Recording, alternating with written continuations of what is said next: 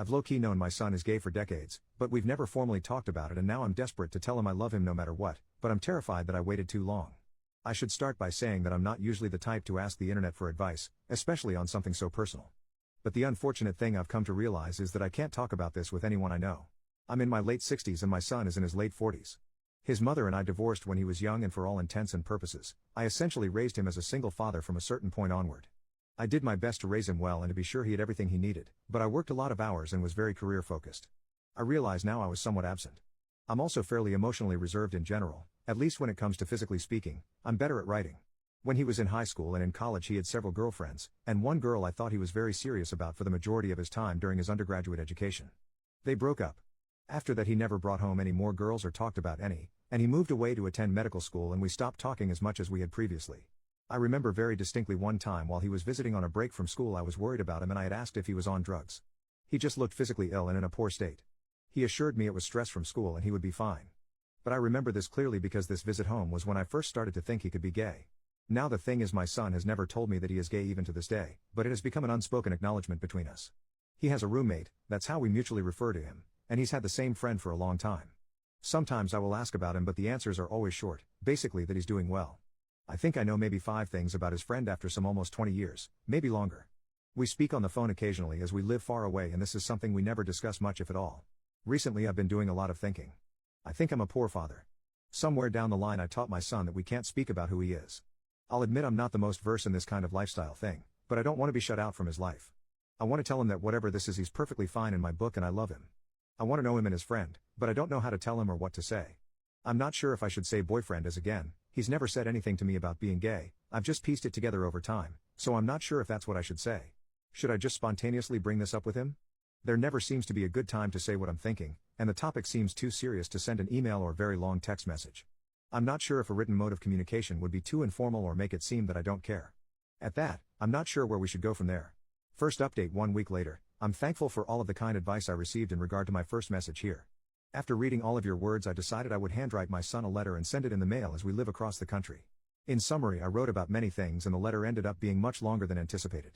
I began by discussing some of my experiences with my father growing up in ways I realized I had treated my son similarly. I had wanted to do better than my father, who had moments where he could be cruel, but I failed to realize that being too reserved was also a problem, and I leaned too far in that direction. After his mother left I was depressed and I didn't deal with that as well as I should have. I apologized for being absent at work and for being emotionally unavailable at times when he would have needed me the most. I mentioned I'd like to change that in the future, but it's still something that's hard for me to do, and I understand he may need his own space. Then I wrote about how even though I probably don't show it well, I do love him with my entire being. There's nothing he could do or be that can change that, and I'm proud of him for many things. I wrote that by extension I love whoever he loves, and his chosen family is family to me as well. All said and done, the letter was several pages long. Then I mailed it, and it was incredibly hard to wait. I decided to text him to let him know I had sent him a letter, as we don't typically write, and it seemed like something that warranted some warning in advance of its arrival so he wouldn't be entirely caught off guard by it. Then eventually, he sent me a text that he would like to call me at the end of the day. We spoke about everything in the letter. I learned that he had believed I viewed him as a burden, which was disheartening to me as I had always wanted to be a father since I was young, and I never saw him as being a burden, which I told him. We discussed his mother and the plethora of feelings surrounding her. This was a hard topic for me as I still have many unresolved feelings here, but I realized because of this I never explained to him everything that happened. I also learned that he was afraid to disappoint me, and that he had put a lot of effort into his career to make me proud of him, as he felt this was the way to impress me and that it would make up for his defects. I brought up that focusing on work over family and interpersonal relationships was one of my bigger regrets, and he admitted that being so career-driven was straining his personal life.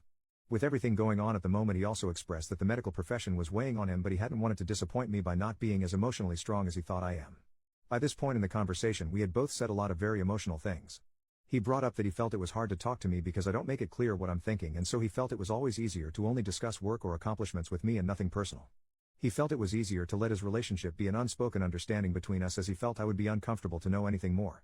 At this point I confirmed that his friend is in fact his partner. He said he felt a lot of shame about it. I told him I regretted not reaching out to him sooner, that I'm sorry that my lack of availability had created this distance between us, and that I'm always proud of him and not just for his career. We ended the conversation by discussing seeing each other in person, as it has been almost 10 years since we've actually seen each other. I expressed that I would like to fly out to visit him and his partner if he would feel comfortable. I now have a plane ticket for early next month, a date which is quickly approaching. I am glad for all of the encouragement I received from this website. I have nothing but gratitude for all of your kind words. Once again I am asking for a little advice. I have never met his partner in person, nor have I ever spoken to him. He has been with my son for 2 decades at this point and likely knows my son better than I do. I would like to make a good impression with him. However, I don't know any gay couples, aside from them, and as was thankfully pointed out in my previous post here, I am not aware of all the proper ways to describe things as I incorrectly use the term lifestyle. I would like to be invited into their lives, so I wish to avoid offending either of them. Are there any suggestions of common things I should avoid saying to them? Perhaps I'm just nervous because this is coming up soon and I haven't seen my son in so long. Typing some of this out was helpful in and of itself. Second update. Hello wonderful individuals of the internet. Almost half a year ago I posted here about reconnecting with my estranged gay son, and I received the encouragement I needed to push me to do what I knew was the correct thing in my heart. Due to the contents of that letter and an ensuing phone call, my son invited me to fly out to see him and meet his partner of over 20 years. This was a terribly worrying time for me as I felt the ice was thin and I feared saying or doing the wrong thing would ruin what little connection we had forged. I went to visit them in early June and I am incredibly overjoyed to say that everything went very well. While there I had several emotionally tough conversations with my son, but I tried to listen from a place of wanting to understand and accepting that I have not always been the best father. While at times I felt incredibly hurt by what he had to say, it was mostly because I felt defensive and upset with myself that I had caused him to feel this way. I wasn't always sure how to respond, but it seemed that verbalizing that I felt this way and that I would need time to give him a proper and reasoned response to some of his comments, rather than a defensive one, was the right thing to do. I would then reflect on my own and give him the response he deserved from me. While there I also had a discussion with his partner, and I am glad that this man has been in my son's life. He is a truly good man, and he did say that he was cautious of me because of the past, but that he hoped we could all move forward from it. I also learned on this trip that they are foster parents and have also adopted 2 beautiful children. I did not meet them on this first trip. My son was worried that having kept this information from me would cause me to become upset, and I was sad to have put myself in a situation where I wasn't involved. But ultimately I can only feel tremendously happy. Soon after that trip I flew out to visit them again after we had all recovered from the first trip. And soon after that I flew out a third time. I am relieved to say that after those first trips it is almost as though there was never any time we were apart, and we have been talking every day. I have felt so much joy over being accepted back by my son, and for being accepted by his partner, and I am now working on selling my home and moving across the country to be nearer to them and my young grandchildren. This is a move they have welcomed and even suggested to me first. I had planned to write about my first trip, but it was quite an exhausting time for me. While it was absolutely necessary, it was also draining. After a time I forgot. But I have realized that had I never posted anything here, had I just kept up the way things were, I would never have had my son or his partner in my life as I do now, and I would never have known the children they have welcomed into their home. I only hope that moving forward I can live out my retirement watching my new, wonderful grandchildren grow into the bright people they will become. Nothing gives me more joy, and in part I have this place to thank for it. So thank you.